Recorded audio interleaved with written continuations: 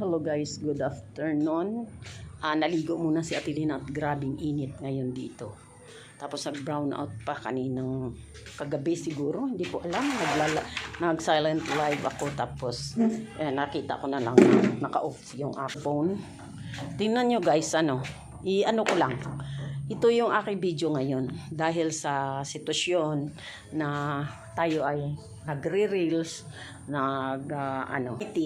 tingnan nyo yung ligpiti niya.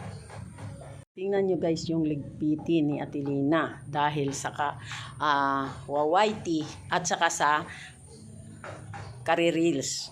Talagang napapabayaan. Tingnan mo yung aking mga sapatos. Mga sapatos ko guys, pinaglilinis ko kasi may mga nasira na akong sapatos. Ayan yung boots natin. Bali, 4 yan. Ay, 3. 3 ba yung boots ko? 4. Ayan. Yan. Yan guys. Dami. Mayroon akong 2 doon na pinadala sa patahian. Pero dito parang mayroon pa rito na patahi ko muna. Ayan. Yan yung ating mga sapatos guys. Ayan. Yung mga napakarumi pa. Yan. Kaya ang mapayo ko sa inyo, huwag ninyong hayaan na hindi nahahanginan yung mga shoes nyo. Yun yung nangyari. Tapos kahit nagwa-whitey tayo, huwag na siguro magtambak-tambak. Kasi lagi na lang akong ganito, natatambakan ako. Wala kasi nakikialam sa akin eh. Hindi ko makita ka partner nito. Ito tingnan nyo.